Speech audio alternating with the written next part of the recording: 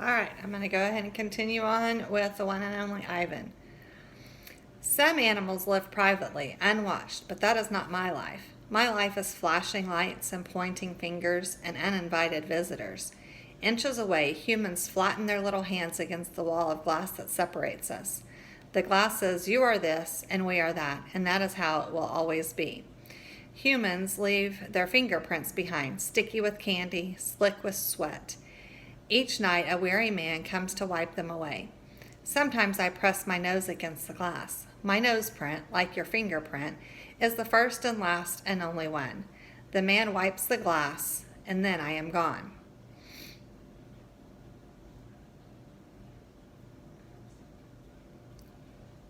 Sorry, I'm reading this on my computer and it takes a minute to scroll down. Here in my domain, I do not have much to do. You can only throw so many me balls at humans before you get bored. A me ball is made by rolling up dung until it's the size of a small apple, then letting it dry. I always keep a few on hand. For some reason, my visitors never seem to carry any. In my domain, I have a tire swing, a baseball, a tiny plastic pool filled with dirty water, and even an old TV. I have a stuffed toy gorilla, too. Julia, the daughter of the weary man who cleans them all each night, gave it to me. The gorilla has empty eyes and floppy limbs, but I sleep with it every night. I call it Not Tag. Tag was my twin sister's name. Julia is 10 years old. She has hair like black glass and a wide half-moon smile. She and I have a lot in common. We are both great apes, and we are both great artists. It was Julia who gave me my first crayon. A stubby blue one slipped through the broken spot in my glass along with a folded piece of paper. I knew what to do with it. I'd watched Julia draw. When I dragged the crayon across the paper, it left a trail in its wake like a slithering blue snake. Julia's drawings are wild with color and movement. She draws things that aren't real, clouds that smile and cars that swim. She draws until her crayon breaks and her paper rips. Her pictures are like pieces of a dream. I can't draw dreamy pictures. I never remember my dreams, although I sometimes awaken with my fists clenched and my heart hammering. My drawings seem pale and timid next to Julia's. She draws the ideas in her head. I draw the things in my cage, simple items that fill my days, an apple core, a banana peel, a candy wrapper. I often eat my subjects before I draw them. Even though I draw the same things over and over again, I never get bored with my art. When I'm drawing, that's all I think about. I don't think about where I am, about yesterday or tomorrow. I just move my crayons across the paper. Humans don't always seem to recognize what I've drawn. They squint, cock their heads, murmur. I'll draw a banana, a perfectly lovely banana, and they'll say, it's a yellow airplane, or it's a duck without wings. That's all right. I'm not drawing for them. I'm drawing for me. Max soon realized that the people will pay for a picture made by a gorilla, even if they don't know what it is. Now I draw every day. My work sells for $20 a piece, $25 with a frame, at the gift shop near my domain. If I get tired and need a break, I eat my crayons. I think I've always been an artist. Even as a baby, still clinging to my mother, I had an artist eye. I saw shapes in the clouds and sculptures in the tumbled stones at the bottom of a stream. I grabbed at colors, the crimson flower just out of reach, the ebony bird streaking past. I don't remember much about my early life, but what I do remember this. Whenever I got the chance, I would dip my fingers into cool mud and use my mother's back for a canvas. She was a patient soul, my mother.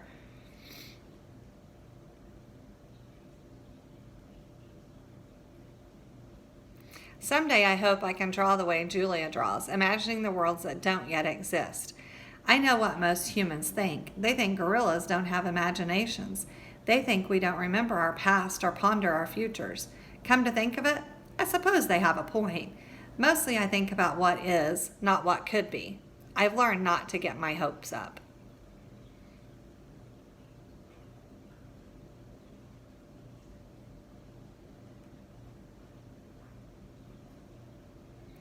When the Big Top Mall was first built, it smelled of new paint and fresh hay, and humans came to visit from morning till night.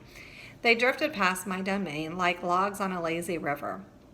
Lately, a night might go by without a single visitor. Max says he's worried. He says I'm not cute anymore. He says, Ivan, you've lost your magic, old guy. You used to be a hit. It's true that some of my visitors don't linger the way they used to. They stare through the glass, they cluck their tongues, they frown while they watch my TV. He looks lonely, they say. Not long ago, a little boy stood before my glass, tears streaming down his smooth red cheeks. He must be the loneliest gorilla in the world, he said, clutching his mother's hand. At times like this, I wish humans could understand me the way I can understand them. It's not so bad, I wanted to tell the little boy. With enough time, you can get used to almost anything.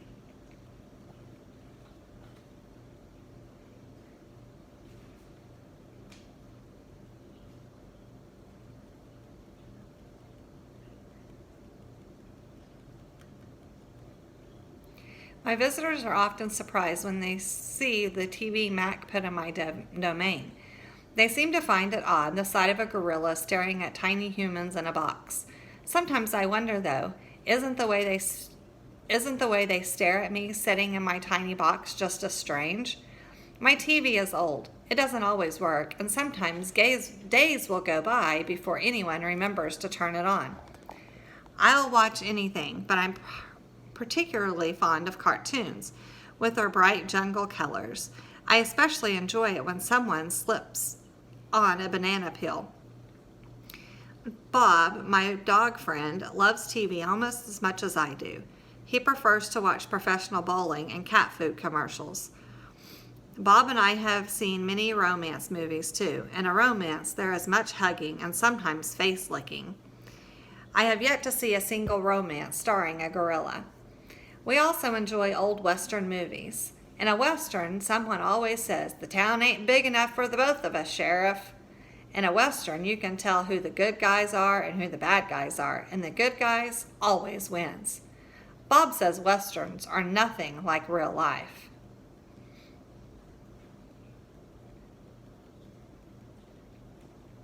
I have been in my domain for 9,855 days, alone. For a while, when I was young and foolish, I thought I was the last gorilla on Earth. I tried not to dwell on it. Still, it's hard to stay at beat when you think there are no more of you. Then one night, after I watched a movie about men in black hats with guns and feeble-minded horses, a different show came on. It was not a cartoon, not a romance, not a Western. I saw a lush forest. I heard birds murmuring. The grass moved, the trees rustled. Then I saw him. He was a bit threadbare and scrawny, and not as good-looking as I am, to be honest, but sure enough, he was a gorilla. As suddenly as he appeared, the gorilla vanished, and in his place was a scruffy white animal called, I learned, a polar bear, and then a chubby water creature called a manatee, and then another animal and another. All night I sat wondering about the gorilla I'd glimpsed. Where did he live? Would he ever come to visit?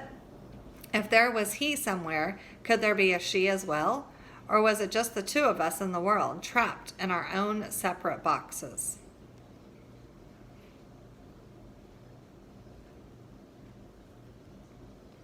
Stella says she is sure I will see another real live gorilla someday, and I believe her because she is even older than I am, and she has eyes like black stars and knows more than I will ever know. Stella is a mountain. Next to her, I am a rock, and Bob is a grain of sand.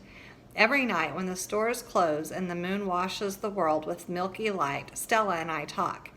We don't have much in common, but we have enough. We are huge and alone, and we both love yogurt raisins. Sometimes Stella tells stories of her childhood, of leafy canopies hidden by mist, and the busy songs of flowing water. Unlike me, she recalls every detail of her past. Stella loves the moon with its untroubled smile. I love the feel of the sun on my belly. She says, "It's quite a belly, my friend," and I say, "Thank you, and so is yours." We talk, but not too much. Elephants, like gorillas, do not waste words. Stella used to perform in a large famous circus, and she does some of those tricks for our show. During one stunt, Ella stands on her hind legs while Snickers jumps on her back. It is hard to stand on your hind legs when you weigh more than 40 men. If you are a circus elephant and you stand on your hind legs while a dog jumps on your head, you get a treat. If you do not, the claw stick comes swinging. Elephant hide is thick as bark on an ancient tree, but a claw stick can pierce it like a leaf. Once, Ella saw a trainer hit a bull elephant with a claw stick. A bull is like a silverback, noble, contained, calm like a cobra is calm. When the claw stick caught in the bull's flesh, he tossed the trainer into the air with his tusk. The man flew, Stella said, like an ugly bird. She never saw that bull again. Stella's trunk is a miracle. She can pick up a single peanut with elegant precision, tickle a passing mouse, tap the shoulder of a dozing keeper. Her trunk is remarkable, but still it can unlatch the door of her tumble-down domain. Circling Stella's legs are long-ago scars from the chains she wore as a youth. Her bracelets, she calls them.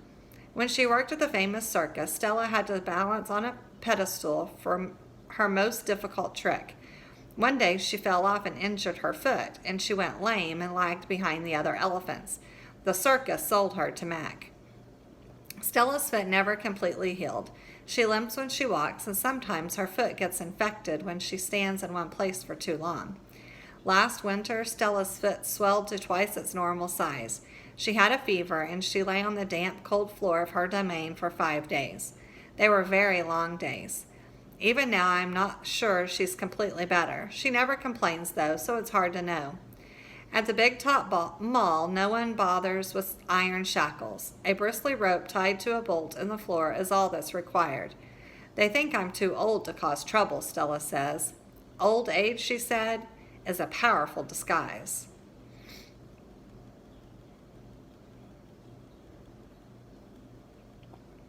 It's been 2 days since anyone's come to visit. Mac is in a bad mood. He says we are losing money hand over fist. He says he is going to sell the whole lot of us. When Thelma, a blue and yellow macaw, demands, "Kiss me, big boy," for the 3rd time in 10 minutes, Mac throws a soda can at her. Thelma's wings are clipped so she can't fly, but she can still hop.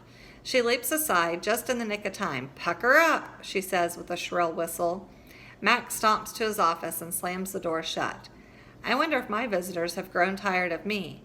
Maybe if I learn a trick or two, it will help. Humans do seem to enjoy watching me eat. Luckily, I am always hungry. I am a gifted eater. A silverback must eat 45 pounds of food a day if he wants to stay a silverback. 45 pounds of fruit and leaves and seeds and stems and bark and vines and rotten wood. Also, I enjoy the occasional insect. I am going to try to eat more. Maybe then we will get more visitors. Tomorrow I will eat 50 pounds of food, maybe even 55. That should make Mac happy.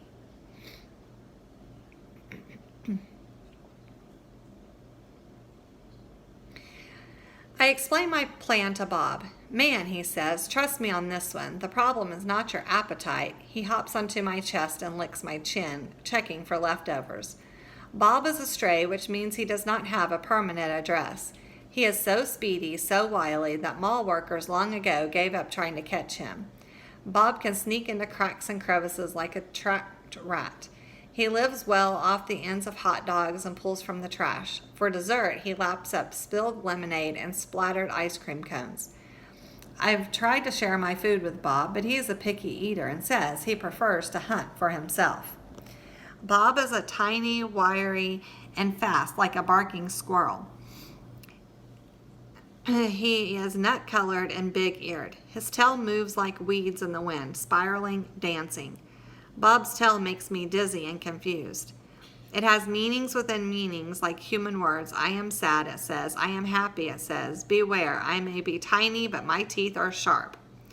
Gorillas don't have any use for tails. Our feelings are uncomplicated. Our rumps are unadored. Bob used to have 3 brothers and 2 sisters. Humans tossed them out of a truck onto the freeway when they were a few weeks old. Bob rolled into the ditch. The others did not. His first night on the highway, Bob slept in the icy mud of the ditch. When he woke, he was cold, so cold that his legs would not bend for an hour. The next night, Bob slept under some dirty hay near the big top mall garbage bins. The following night, Bob found the spot in the corner of my domain where the glass is broken. I dreamed that I'd eaten a furry donut, and when I woke in the dark, I discovered a tiny puppy snoring on top of my belly. It had been so long since I'd felt the comfort of another's warmth that I wasn't sure what to do. No, not that I hadn't had visitors. Mac had been in my domain, of course, and many other keepers. I'd seen my share of rats zip past and the occasional wayward sparrow that fluttered in through the hole in my ceiling. But they never stayed long. I didn't move all night for fear of waking Bob. All right, guys, I'm going to stop right there. I will record more tomorrow.